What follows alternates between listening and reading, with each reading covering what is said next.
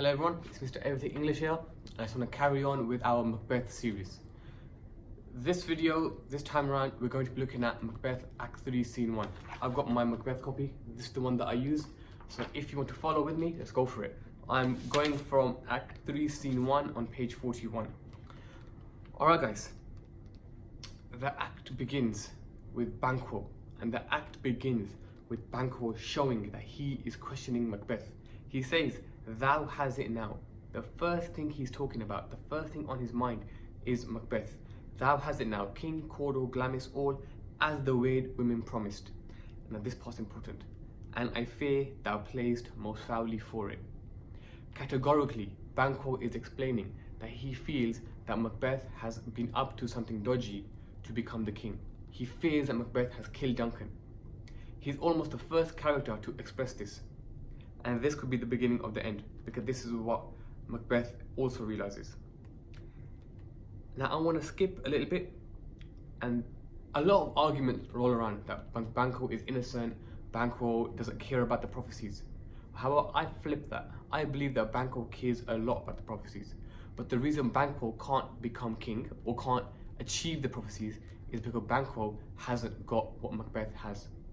Banquo does not have a lady Banquo. Banquo does not have a lady Macbeth who's pouring her spirits in his ear, who's changing him.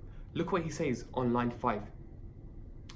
"Myself should be the root and father of many kings."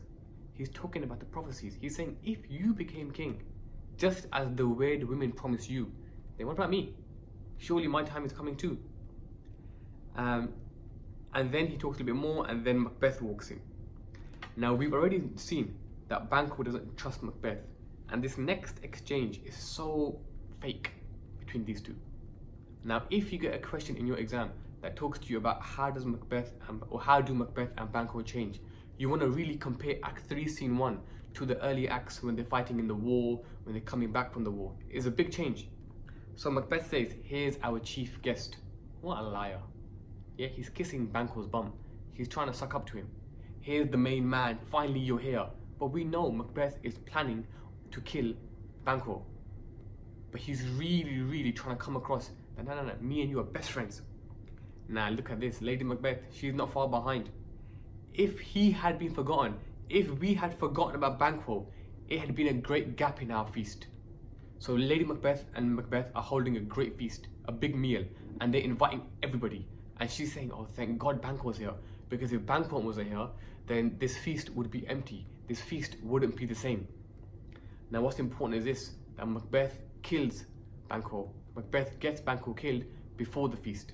That's why we know how fake they are. Now Banquo's reply is very interesting. Previously, the bond between Macbeth and Banquo was one of friendship. So they did things together, they did things for each other based upon friendship, based upon loyalty, based upon love. But now, Banquo does things based upon command. He says, "Let your highness command upon me, to which my duties are with the most indissoluble tie forever knit."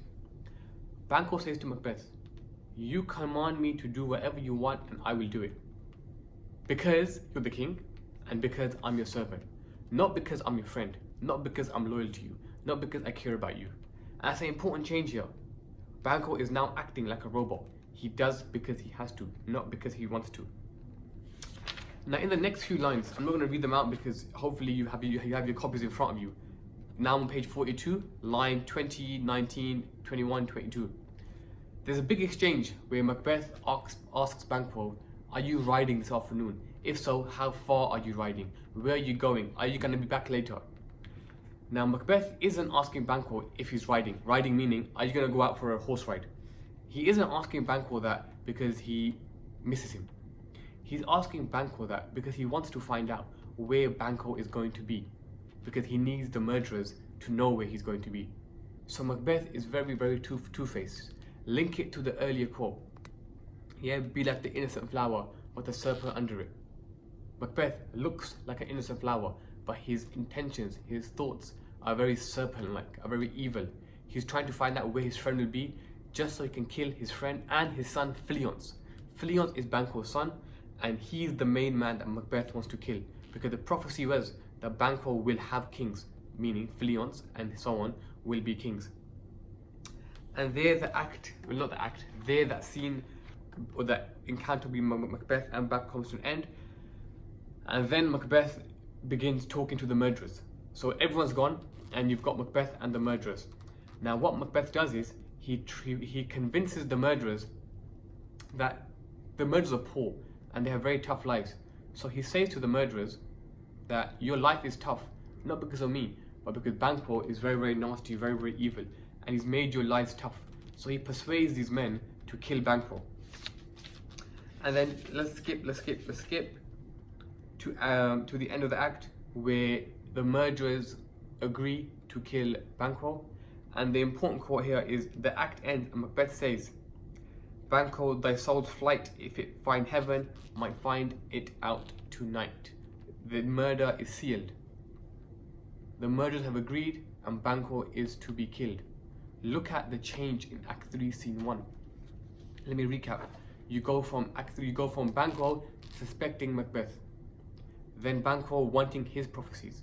Then you go to Macbeth, who's really trying to flatter Banquo. He's being fake, and Banquo is being fake back to him. Then Macbeth tries to find out where Banquo is going to be later, and then he hires the murderers to kill him. If your exam question is about friendship, loyalty, the changing of Macbeth and Banquo, use this scene. It's very, very important. Okay, in my next video, we'll carry on through Act 3, maybe into Act 4. We should have covered the entire key scenes in Macbeth within the next 2 or 3 videos. Again, if there's anything in particular you want me to work on, talk about, please drop it in the comments below.